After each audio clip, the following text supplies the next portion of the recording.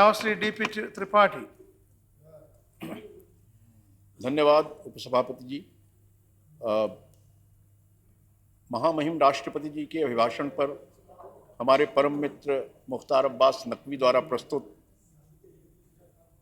धन्यवाद प्रस्ताव और माननीय श्री नड्डा जी द्वारा अनुमोदित उस प्रस्ताव पर चर्चा करते समय मुझे अटल जी की कुछ पंक्तियां याद आ रही हैं।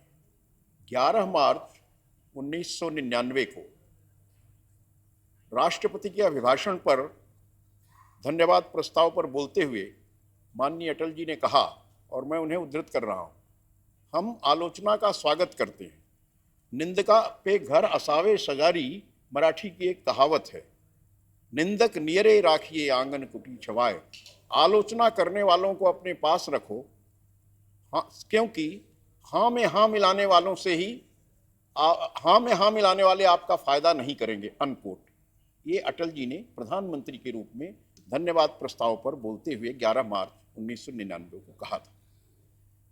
उसी संदर्भ में सबसे पहले मैं इस जनादेश मिलने के लिए और आप लोगों को जो इधर से उधर गए हैं, अब सत्ता में आए हैं, उन सबका सबसे पहले आपको सबको बधाई देता हूं, आपका अभिनंदन करता हूं, स्वागत करता हूं।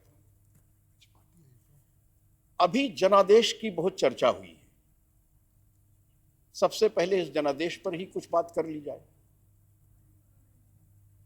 दो बहुत महत्वपूर्ण बात जो इस चुनाव में हुई है, जिसको सामाजिक वैज्ञानिक सोशल साइंटिस्ट पैराडाइम शिफ्ट कहेंगे, ये भारतीय राजनीति में आजादी के बाद पहली बार हुआ है। लेकिन मुझे आश्चर्य हो रहा है कि इतने योग्य और पढ़े लिखे लोग सब भारतीय जनता पार्टी और इस गठबंधन में हैं, उन्होंने इसका जिक्र नहीं किया, जो सबसे सकारात्मक बात है इस जनादेश की। पहली बार भारत का निर्वाचित प्रधानमंत्री, जो भारतीय लोकतंत्र का सबसे बड़ा गौरव और गरिमा है इस जनादेश में, एक गरीब परिवार से आया। यह इस देश के लिए सबसे गौरव की बात है और इस जनादेश की। दूसरी सबसे बड़ी बात, जिसका जिक्र अभी प्रोफेसर रामगोपाल यादव जी ने किया, हमारे मित्र केसी त्यागी जी ने किया, कि पहली बार, लेकिन उसको जरा सैद्धांतिक स्तर पर ऊपर ले जाइए, सिर्फ हिंदी बोलने का ही नहीं है, पहली बार भारत का elected prime minister non anglicised है, कंप्लीटली अंग्रेजीदा नहीं है। ये पहली बार हुआ। पब्लिक स्कूल का पढ़ा हुआ नहीं, जिसको हम पब्लिक स्कूल तो हम उसको मिसनोमर कहते हैं, क्योंकि असल में वो साहब स्कूल है। पब्लिक स्कूल से उससे कुछ नहीं लेते। तो जो ये इस देश के लोकतंत्र की और एक बहुत बड़ी शक्ति है इस जनादेश में, ये दो सकारात्मक बातें हैं। एक और तीसरी बात हुई है जहां मैं सहमत हूं, क्योंकि वो जनता के सपनों का, जिसका जिक्र अभी प्रोफेसर रामगोपाल यादव कर रहे थे, उसे जाहिर करता है। वो बात है कि इस चुनाव में जनता ने आशा और बदलाव के लिए वोट दिया, इसमें कोई शक नहीं। लेकिन उसके आगे जाकर आपको, यह आलोचना के लिए नहीं कह रहा हूं मैं, एक राजनीति विज्ञान के विद्यार्थी के तौर पर यह बात मैं कह रहा हूं कि इस विजयी बहुमत के साथ आप आए हैं।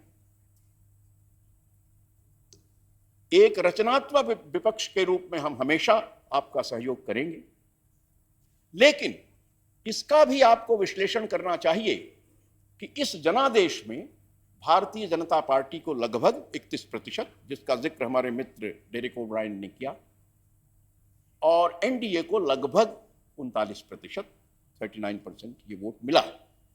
यानी अगर गठबंधन को भी आप देखेंगे तो 61%, 61% मतदाताओं ने वोट नहीं दिया।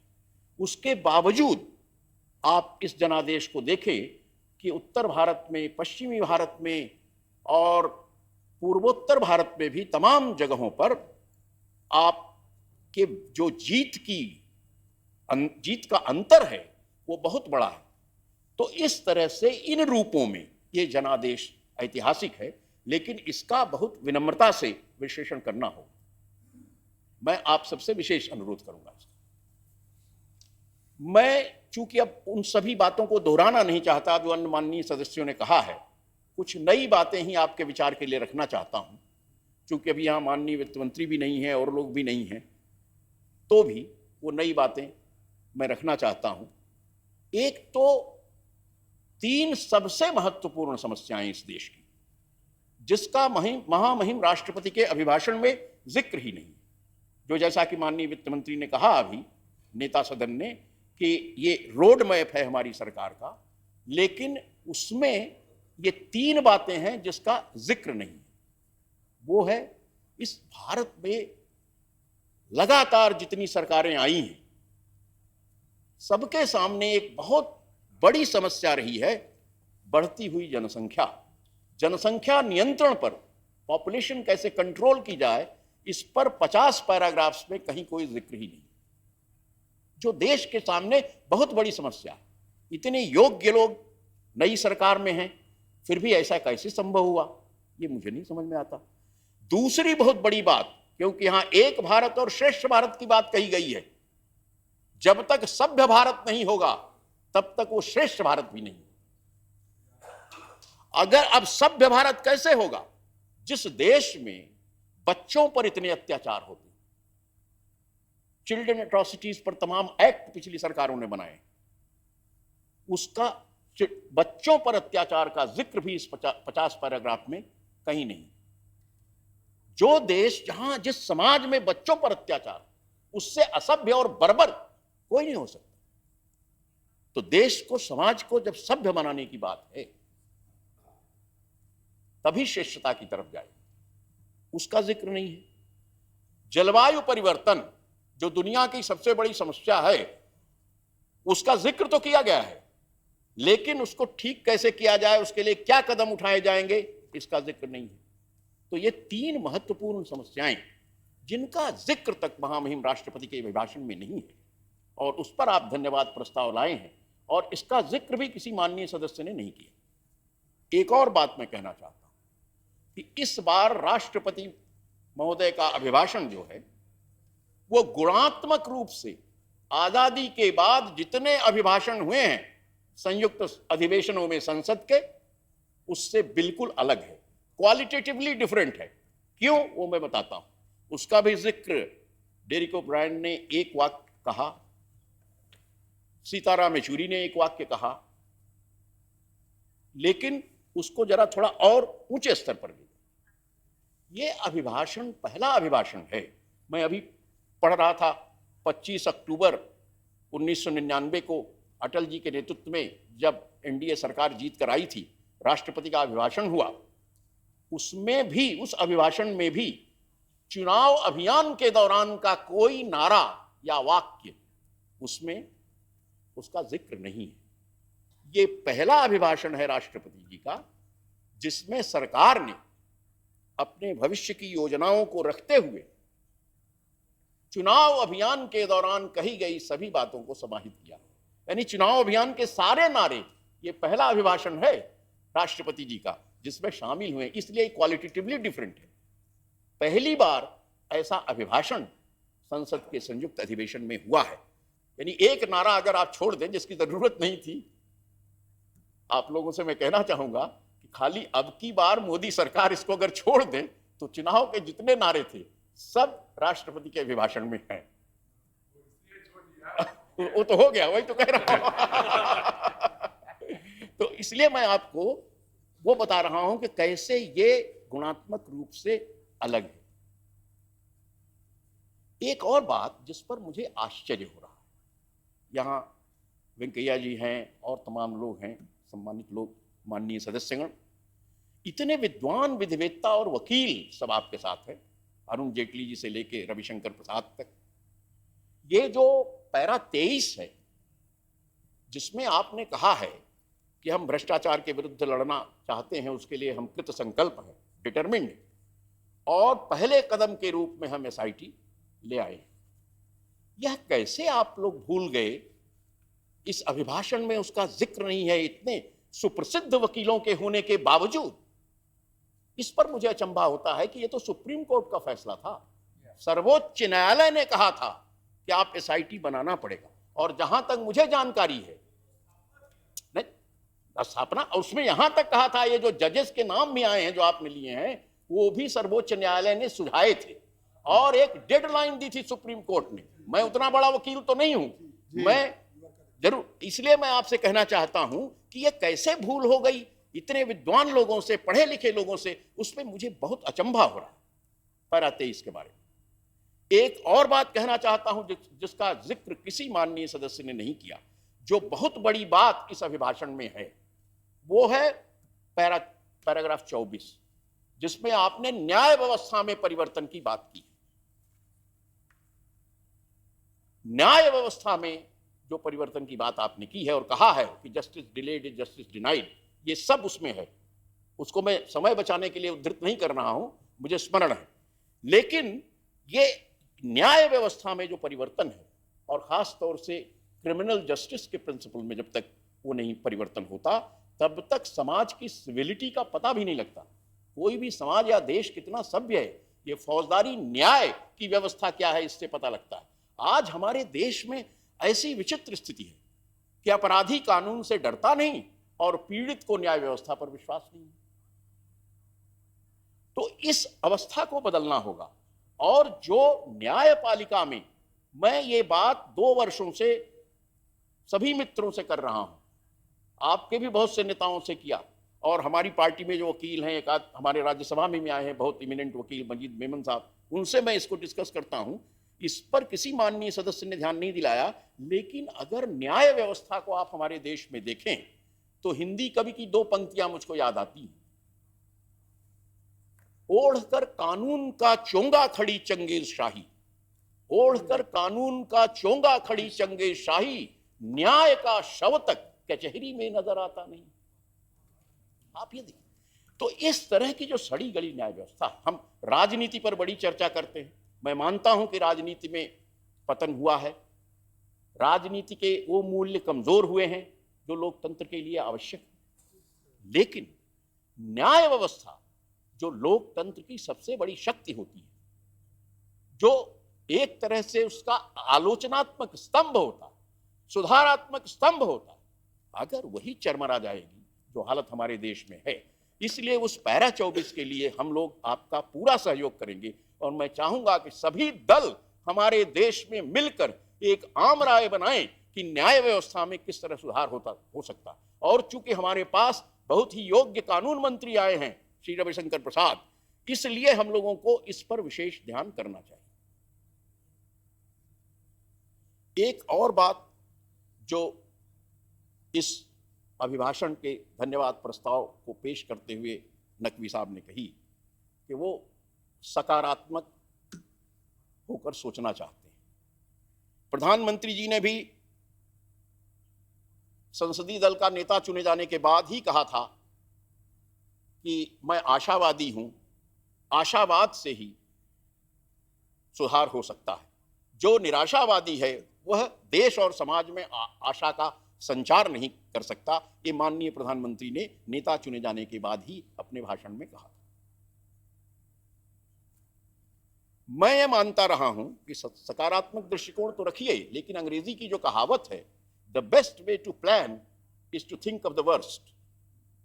सबसे खराब क्या हो सकता है, इसको जब सोचेंगे तभी सबसे अच्छी योजनाएं बना सकेंगे कि किस तरह से उसका मुकाबला किया जा सकेगा। तो अगर आप दुनिया में सभ्यताओं के इतिहास को देखेंगे, संस्कृतियों के इतिहास को देखेंगे, जिसका जिक्र सीताराम येचुरी ने किया, जो अभिभाषण में जिसका जिक्र है, हमारी आध्यात्मिक, सांस्कृतिक और सभ्यता मूलक परंपरा का, भारत की महान परंपरा का जिक्र किया गया है।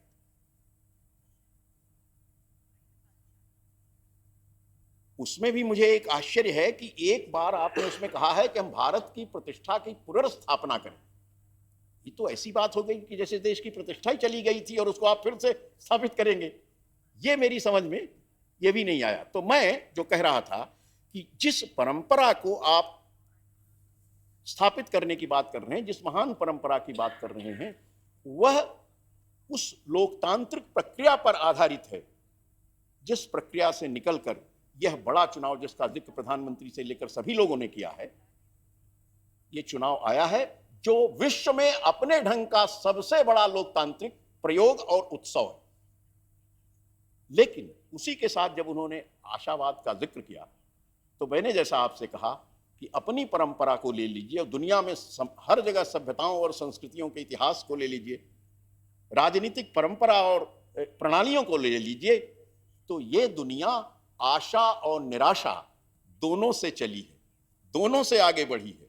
और उदाहरण के तौर पर मैं कहता हूं कि आशावादी ने अगर वायुयान बनाया तो निराशावादी ने पैराशूट बनाया। If the optimist made the aeroplane, the pessimist made the parachute. When the plane fails, what do we do? क्या करेंगे? तो इसलिए ये जो इसको अगर आप थोड़ा ऊंचे स्तर पर ले जाके सोचेंगे तो हमारे देश को आगे बढ़ाने के लिए जिस सबसे बड़ी चीज की जरूरत है वह है एक निरंतर उत्साह, एक लोकतांत्रिक आम सहमति और सामाजिक सहमति। सबसे बड़ी बात यह है कि जब सोशल कंसेंसस टूटेगा समाज में, जिसका हम सभी को विशेष ध्यान रखने की जरूरत है, राज्य सरकारों को, केंद्र सरकार को ध्यान रखने की त्रिपाठी जरूरत जी, है। आपका टाइम खत्म हो गया। No, 3 minutes. I don't take much time. I abide by your discipline. Speak, sir. Let me just finish. अब वो अंतर पड़ गया ना, अब गड़बड़ा गया मामला। आप बोलते चलिए ना। तो मैं आपसे ये जिक्र कर रहा था कि वो सामाजिक समरसता जो हम सभी को मिलकर बनाए रखनी पड़ेगी, उसी से देश की प्रगति को और गति मिलेगी। अब आखिर में चूंकि आदेश हो गया है, इसलिए अधिक समय न लेते हुए मैं अपने निष्कर्ष पर जाते हुए भी फिर से आपको बधाई देता हूं और संस्कृत का वही वाक्य कहता हूं, शुभास्ते संतु पंथानम, आपके रास्ते शुभ हों, मंगलमय हों। लेकिन वो कैसे शुभ होंगे?